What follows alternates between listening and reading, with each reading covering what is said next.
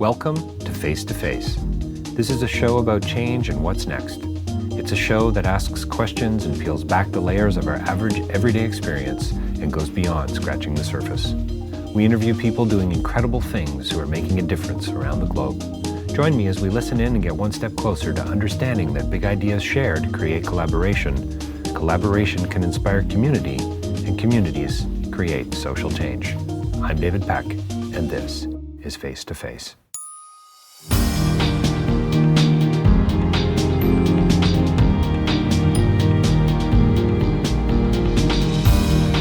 So today's conversation for me was just an incredible treat. It's with the former Prime Minister of Bhutan. You've probably heard of gross national happiness before. Well, Mr. Jigme Thinley was here in Toronto for a conference that SoChange, that's my organization, partnered with Humber College to bring him and a few other speakers together for a one-day event called Beyond GDP.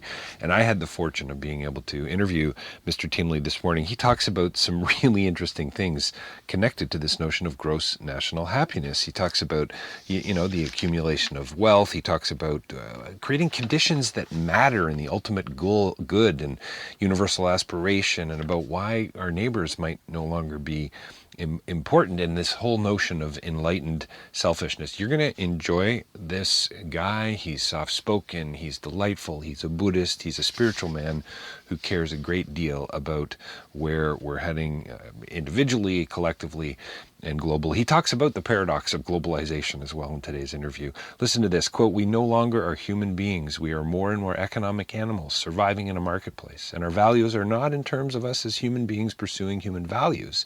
In terms of our relationships with others, supporting each other. No, our values are nothing more than those as consumers, and our countries are increasingly defined, shamelessly defined, as consumer markets," close quote. That was from an interview that he did on the about a year and a half ago on the notion of gross national happiness. You're going to enjoy this interview. Sorry about the long introduction. Make sure you check out Real Change is Incremental. Check out the website, davidpecklive.com.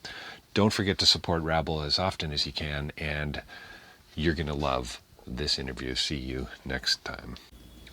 Well, welcome to Face to Face. It is a beautiful sunny day here in Toronto, and I think my listeners are going to really enjoy today's interview. I'm kind of astounded to actually be sitting here with the former Prime Minister of Bhutan, Mr. Jigme Thinley. Thank you for joining us today. My pleasure. Mr. Thinley is here in Toronto he was here to act as a keynote and a participant in a conference yesterday held by Humber College called Beyond GDP.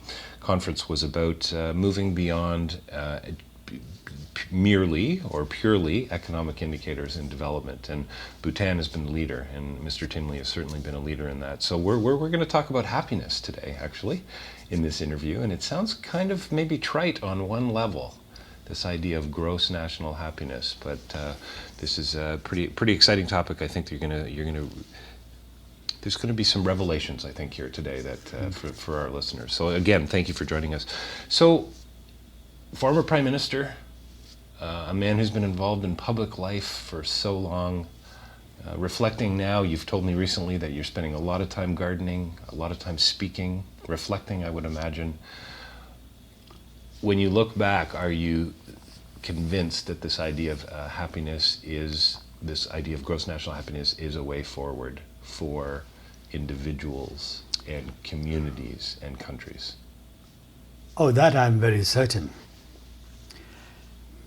But as you said in the very beginning, while introducing me, the idea of happiness is considered to be a little too trite, frivolous, and that is the problem. Whereas happiness is the ultimate desire, the aspiration of every human being, it is sad that it has been trivialized for too long by politicians, by academics, by anybody who wants to be taken seriously, thinks that to talk about happiness is to be frivolous, as I said, and so they stayed away. And that, I think, has been society's mistake, because we neglected and trivialized what was the most important thing for us. We have been pursuing goals that have taken us away from happiness. It's kind of ironic in a way. One of the things, it seems to me, if you talk to somebody and you were actually to ask them, what is it that you're looking for, or what's your goal in life? They might talk about the work they do and their family and so on.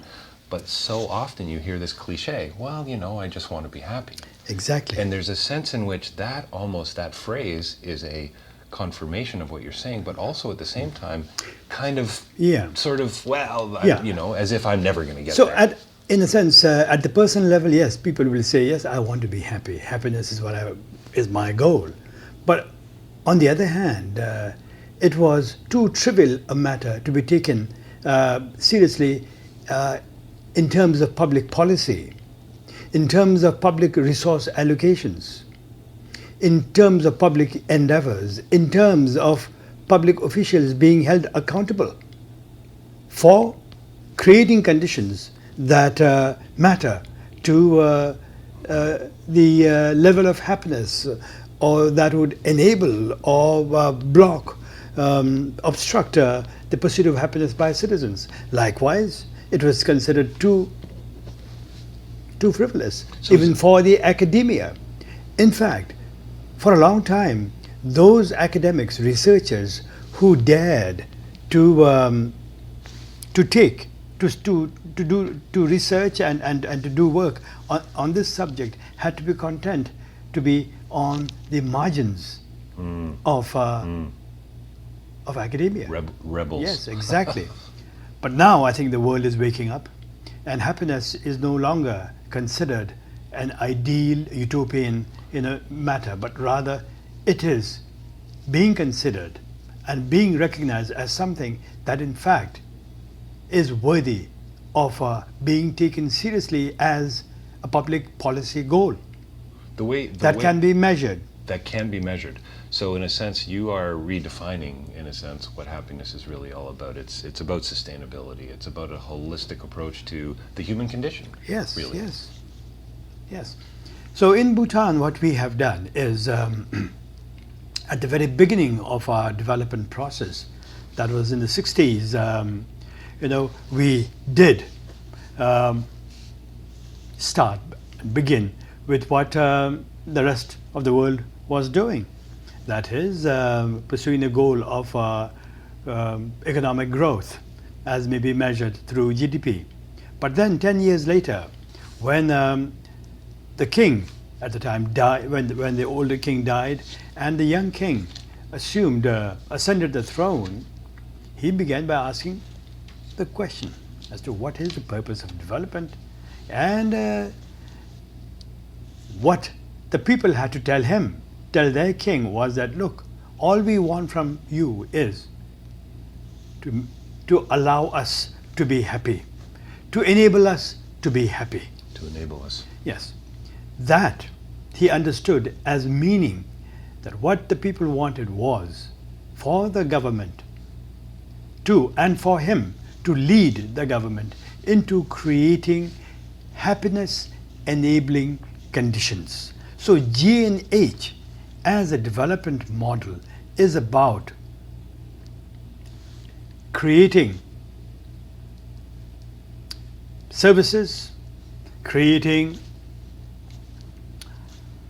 the needs of the people that will enable them to be happy. One of the things, I read an interview that you did, I think about a year ago, for mintpress.com by Magda Fawzi, and I think you talked about how this whole idea of G&H came out of the 70s with the king after 3 years of intensive listening. Yes, basically. Yes. And I wonder, Jigme, sometimes I tell my students about listening. I mean, being a good development worker has to be about participating and inclusion and affirming.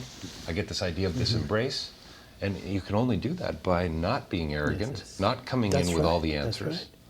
That's right. It's remarkable, really. I think leadership, good leadership, is about listening, hearing, and understanding, and then responding to what you have heard and understood.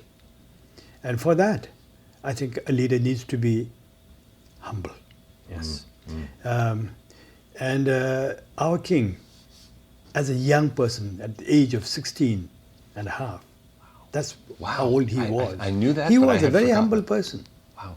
You know, quite unlike what you would expect of a Right. young man. you know. Right, sure. And so it was, G&H is a concept that was conceived by a king who, in a sense, was simply articulating the feelings, the aspirations of his people.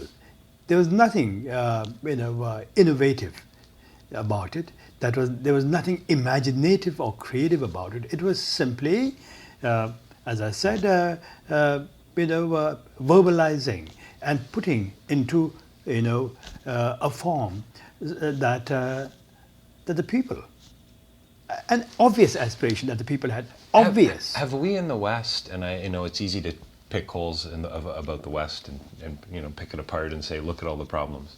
But have we forgotten that? Like, I mean, if most of us want to be happy, if that's actually true, which I think there's an awful lot of truth in that, why is it that we seem to connect that happiness with making more money, having a bigger house, having the right car, going on a 3-week holiday each year, and so on, having 2 children, not 5, but 2. That's sort of the in fact, Jigme, my son is 9, my daughter is 7, Victoria and Spencer.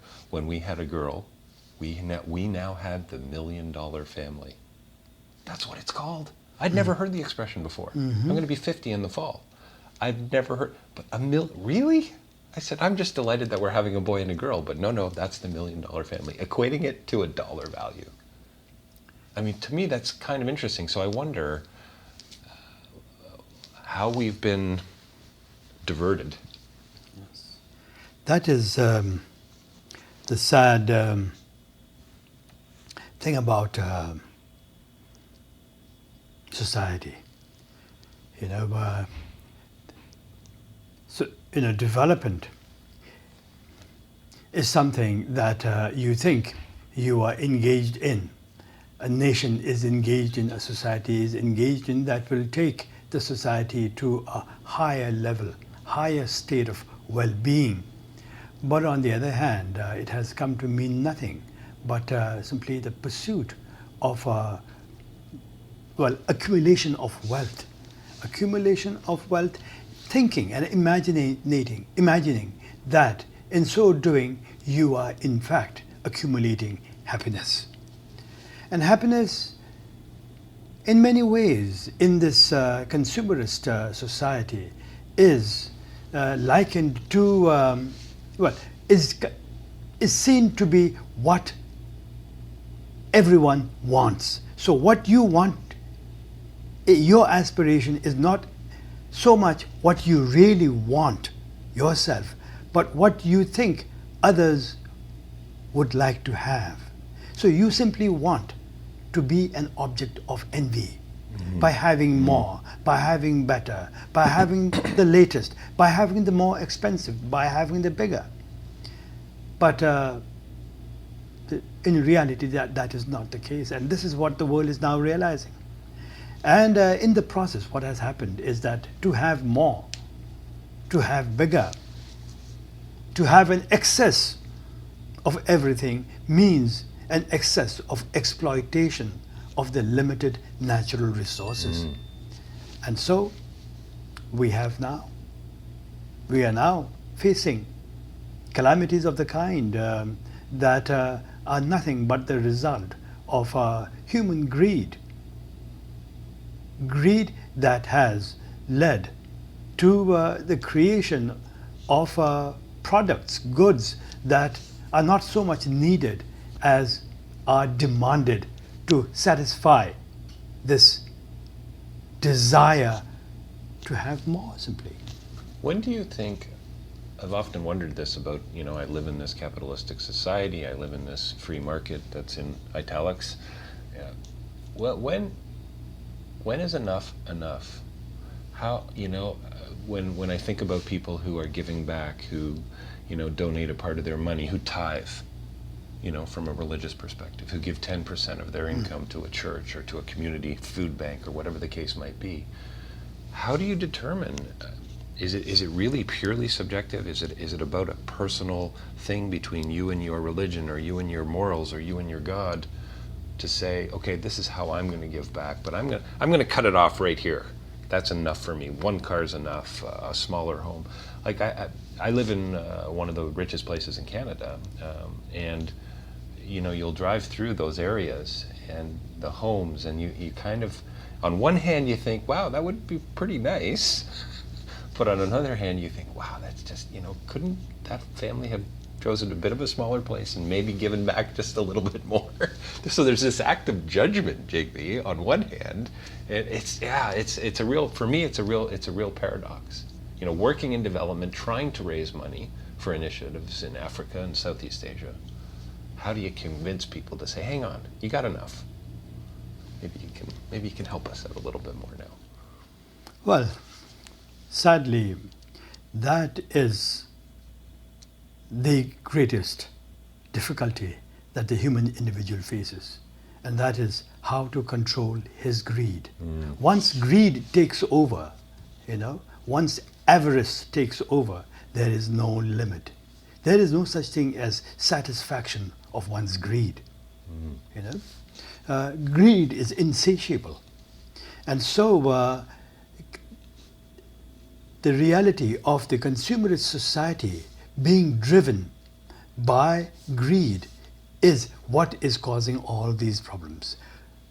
And at the individual level, it is manifest in the sad condition of the human individual not being able to find contentment. And as long as you do not experience contentment, you will not be able to find happiness. You cannot be happy, because you are obsessed with getting more, going after more. And it is this process that has in fact enslaved human society. So our greed in fact has enslaved us. And in that state of slavery, we are not in a position to think really of happiness and be able to find happiness. Do you think Bhutanese people are less greedy than others? No, Bhutanese people are no different from any other people. No different from Canadians, no different from a Nigerian. No. We are all the same. Where we differ is that we are at an earlier state of development. We are still at that stage when the grip of consumerist ethics has not fully overwhelmed the Bhutanese mind. So the Bhutanese at this stage are still very spiritual. They are still very mindful of their need for spiritual growth, spiritual satisfaction.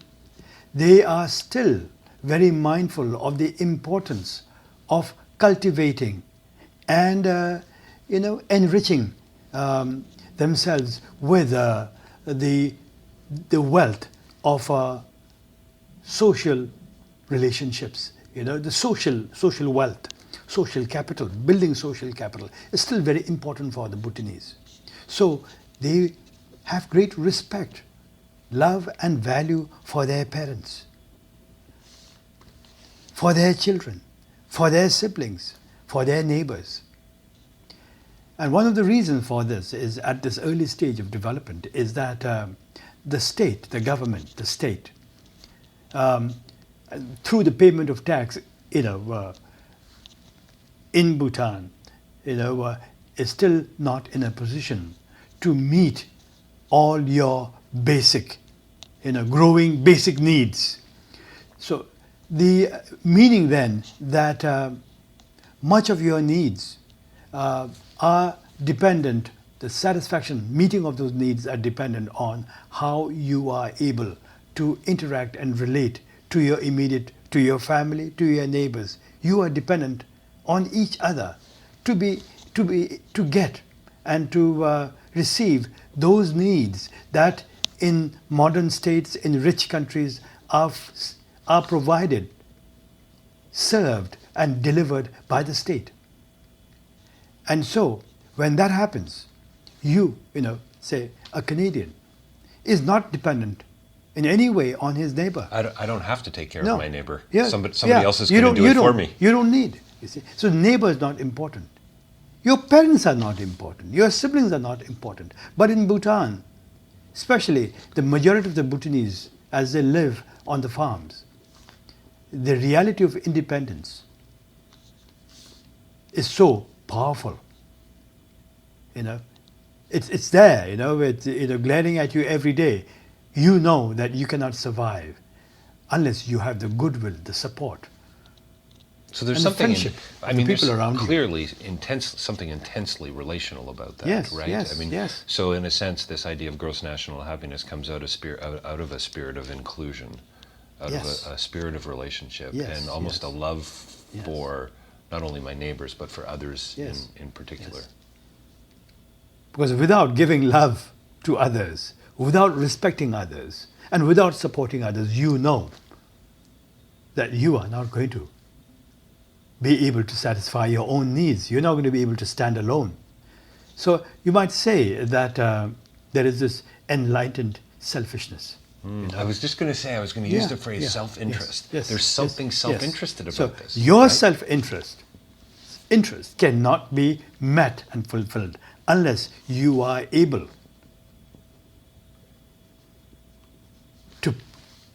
to help others in meeting their needs. Full satisfaction of your needs comes through helping others. I read somewhere that you talked about religion as being, I mean, kind of all religions are similar in a sense. And we were spent some time over dinner last night as a group after the conference at Humber College, and I think I heard you say something along the lines, we spend way too much time on the differences. Yes. And not enough time on what's similar. Yes. And so this idea of moral values Yes, or yes. centeredness or or universal understanding about the good. Is that something you think we need more of in today's culture, this idea of common ground? Yes. Or at And least this is the finding paradox common of ground? globalization.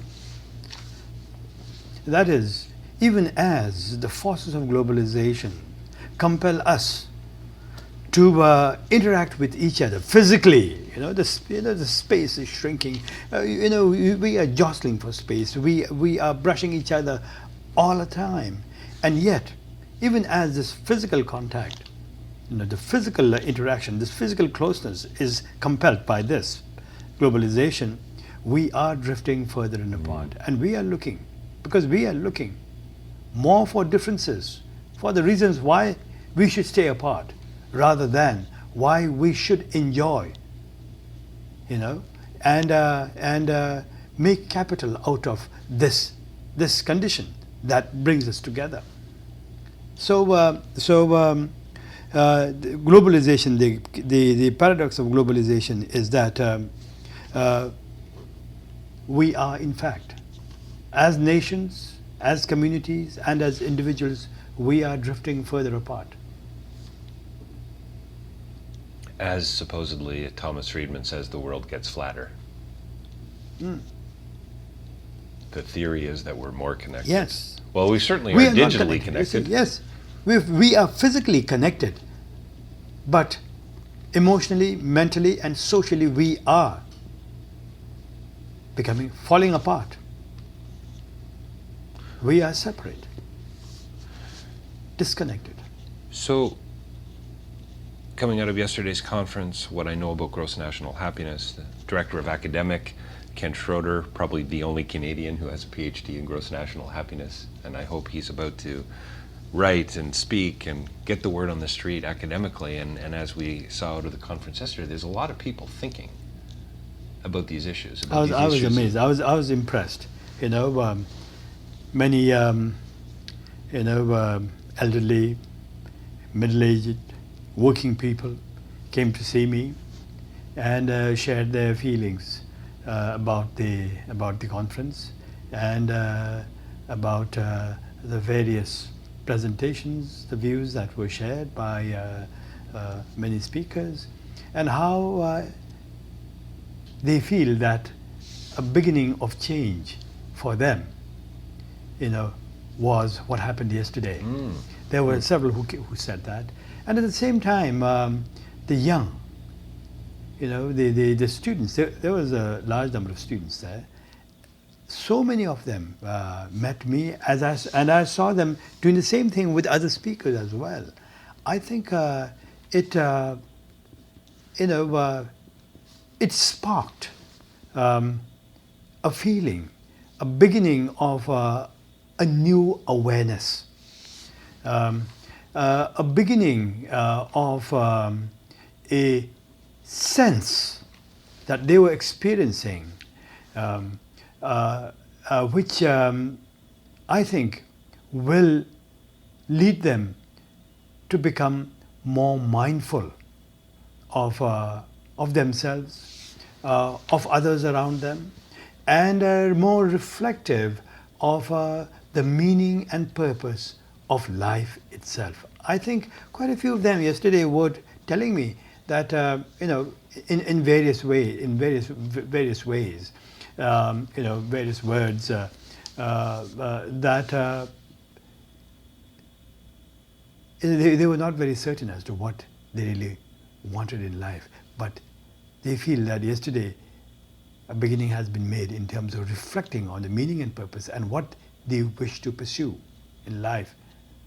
So this clearly yes, brings, it gives sense of gives you direction. hope. Yes, that direction. Yes, it gives me hope. Yes, it does. And in fact, from a state when GNH was a subject of ridicule, in a sense, it was. It was an absurd idea. And we, Bhutanese, certainly didn't feel comfortable talking about it with outsiders. From that kind of a state, we have now reached a place in human history when the word happiness, the idea happiness, is being taken seriously at the level of the international community in the United Nations. Now it's quite certain that the new Sustainable Development Goals that will be adopted in September of this year will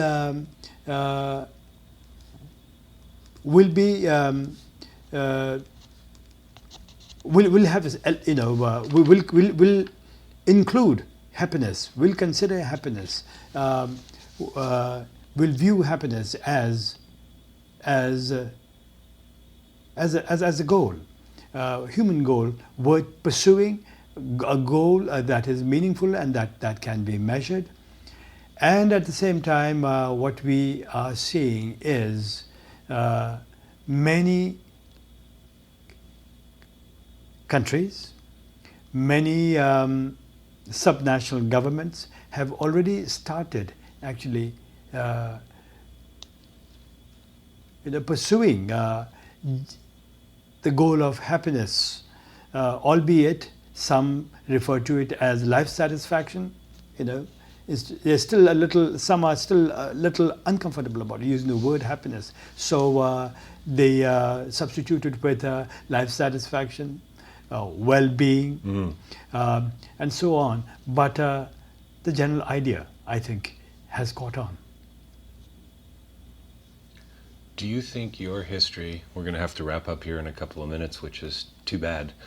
We're barely scratching the surface here. But do you think that the king at 16's understanding of the wisdom that he had in seeing the future, your desire to pursue this not only for you as your individual and as your family and your country, but globally, do you think that is connected to your Buddhist values? Is it connected to something that came out of simply from your family background? You know, I think of my mother and my father and the influence they had on my life, and my love for reading, something as simple as reading Jigme. That came from my mom and dad, you know? Mm-hmm. And I guess I'm asking you the question to try to get a sense of, how do I pass this on to my kids? The fact is that this idea came, well, the idea of gross national happiness, you know, as a concept. But the value, the good, the ultimate good that happiness has got nothing to do with Bhutan, you know. There's nothing original about it. It is a universal aspiration, human aspiration. And the Bhutanese were simply, well, the Bhutanese, the simple, you know, poor Bhutanese, you know, at the early stages of our development, were simple enough to ask their king, you know, to make this his responsibility as the king. And the king, on the other hand, I think was simply, again, honest enough, humble enough to not to in any way undermine this as something, you know, as I said earlier, something that is frivolous, something that others may not take seriously. You know, he simply reiterated, articulated what the people wanted. There's nothing absurd, there is nothing wise about this at all. What is absurd is, why is it that it took the human society so long to come to this final, you know, understanding now, you know, ultimately now there is this growing understanding that happiness is important. Why is it that it took so long? That is what is absurd. And do you get a sense? It took so much of unhappiness so much to accept that happiness matters, is important. Yeah. You know? Yeah, we had to wallow. It's a very unhappy world. We had to wallow. It's a in very our insecure misery. world. Yeah. So everything is collapsing around us. Why did it take so long to admit this truth, to accept this truth? That is what is absurd. So a bit of a reformation is occurring as far as you're yes, concerned? I think so. Excellent. Okay, I'm sorry. I'm a little disconnected. No, it's You fine. know, I'm just gonna read a quote here, and we'll call it a day. So just to end off our interview today with former Prime Minister of Bhutan, Jigme Thinley, he has recently said that what has gone wrong, quote, as a result of blind pursuit of economic growth is that we have forgotten that we are human beings who have needs of spiritual, emotional, and psychological satisfaction and well-being, close quote. I think that's a pretty nice way to end this conversation, this interview today. Thank you so much for joining us today. Thank you. It's been a pleasure. Thank you.